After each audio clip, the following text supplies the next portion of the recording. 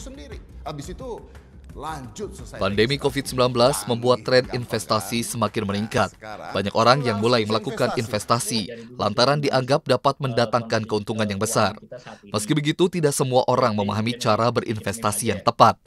Melalui webinar ini, Simply mengundang Hilmawan Kusumajaya selaku Business Development Manager at Bibit dan Irfan Agia selaku Consumer Psychologist untuk membagikan ilmunya mengenai perilaku konsumen dan tren investasi.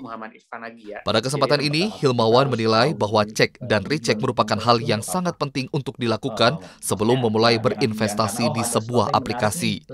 Hal tersebut dilakukan untuk menghindari penipuan.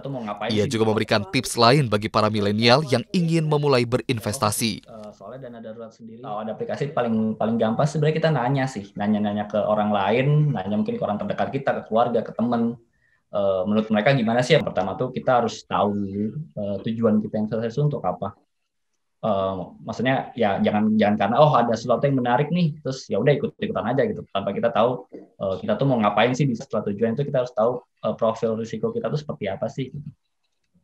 Maksudnya profil risiko di sini tuh gimana sih ketika kita contohnya ya misalnya kita investasi saham gitu kan. Namanya saham kan kadang bisa naik 20%, kadang bisa turun 10%, itu kan risikonya cukup gede.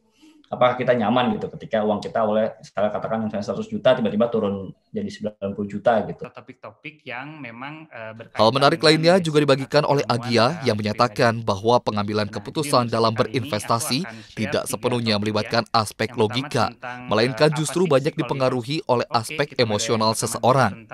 Tidak lupa, Agia pun turut memberikan tips bagi pemula untuk dapat berinvestasi dengan tepat. Kebetulan dari jurusan psikologi kita tidak membandingkan. Nah, ini yang susah nih. Biasanya kadang kita membandingkan portofolio kita sama orang lain. Aduh, padahal gue juga pilih saham itu, kok dia cuannya lebih gede ya, kok saya malah sama yang terakhir. Nah, ini penting juga nih. Jangan sampai ngutang untuk membeli investasi. Gitu. Karena ketika kita berhutang, kita jadi double resikonya. Resiko pertama itu adalah potensi misalnya kerugian untuk membeli sahamnya, sama yang kedua adalah resiko gagal bayarnya. Gitu. Lu sendiri. Habis itu lanjut selesai registrasi.